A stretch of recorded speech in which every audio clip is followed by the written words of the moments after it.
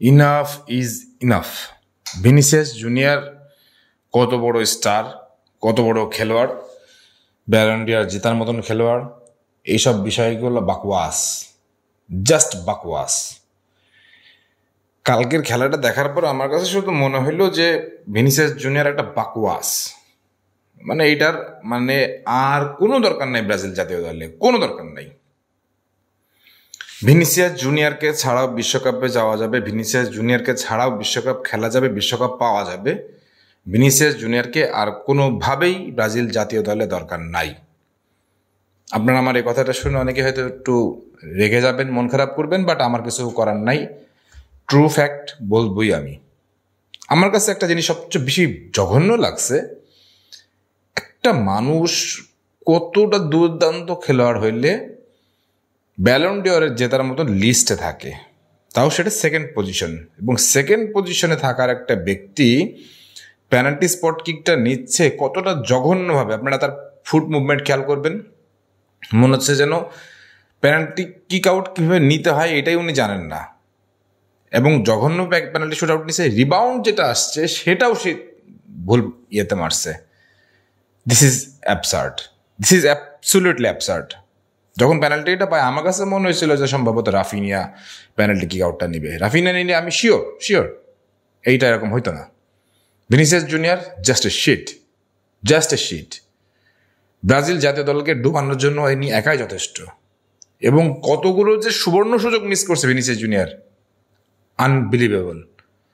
Raphinha miss করছে, পুষাই দিছে, গোল করছে, কিন্তু ভিনিসিয়াস জুনিয়র কি করতে সেটা ভাই, ট্রাস্ট মি, আমার এই কথাতে হয়তো কিছু হবে না, কোনো চেঞ্জ হবে না, কিন্তু ভিনিসিয়াস জুনিয়রের আর জাতীয় দলের দরকার নাই। Vinicius junior is over. জাতীয় দলের জন্য সে হিজ এ শিট। মানে এটা কোনো খেলোয়াড়ই না, এটা কোনো খেলা হইতে পারে? মানে আপনি ভালো খেললেন, বল পজিশন ভালো, সবই ভালো, অ্যাটাক ভালো ছিল, আপনাদের ছন্দ ভালো ছিল, সবকিছু ভালো মনে হচ্ছিল, কিন্তু দিন শেষে আপনারা গোল করতে পারলেন না, লিড নিতে পারলেন না, জয় আনতে পারলেন না। কি হইলো?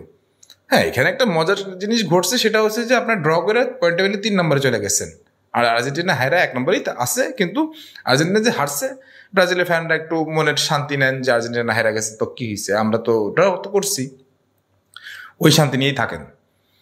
বড় দল হইতে গেলে, বিশ্বকাপ জিততে গেলে আপনাকে সেরকম খেলাই প্রডিউস করতে হবে, সেরকম খেলাই খেলতে হবে। শুরু থেকে আমি ড্রিবল জুনিয়রের একাদশটাই পছন্দ হয় নাই। আমি মনে করছিলাম হেনরিক দিয়ে স্টার্টিং করবে, কিন্তু সেটা আমি পাই নাই। তারপরে হচ্ছে একটা জিনিস দেখলাম ডিফেন্ডিং লাইনে, ভাই পার্সোনাল রেটিং দেখলাম 3.6-এর উপরেই কারণ নাই। হাউ কাম?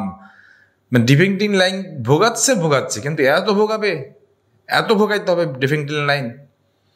আর মিডে একটা জিনিস দেখলাম যে মানে ওই খেলোয়াড়টার, আমি এই মুহূর্তে জাস্ট নামটা মনে করতে পারছি না, ওনাকে জাস্ট মনে হয় কোচ একটা ডিরেকশন দিয়ে দিচ্ছিল যে তুমি শুধু লং রেঞ্জ শট করবা, শুধু লং রেঞ্জ।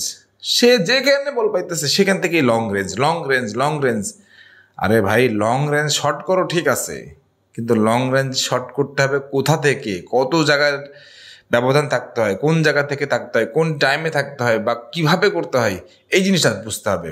সে বল পাইলেই লং রেঞ্জ শট করতেছে। আরে ভাই, this is a football match. হ্যাঁ, এটা পাড়ার কোনো ফুটবল ম্যাচ নাই, this is international match. Anyway, তো ব্রাজিলকে আমি এখনও বলতেছি, ব্রাজিল এই দল বিশ্বকাপে যাবেই, বিশ্বকাপ ভালো খেলবে, কিন্তু আমার কাছে অন্তত পক্ষে মনে হচ্ছে ডরিভাল জুনিয়র অ্যাটলিস্ট ভিনিসিয়াস জুনিয়রকে ছাড়া কয়েকটা ম্যাচ খেলে দেখুক, খারাপ করবে না। এর চেয়ে খারাপ আর কি হইতে পারে? ব্রাজিল এখন যা খেলতেছে এর চেয়ে খারাপ আর কি হইতে পারে? আমি শিওর এর চেয়ে খারাপ হবে না। ভিনিসিয়াস জুনিয়রকে ছাড়া একটু খেলে দেখুক।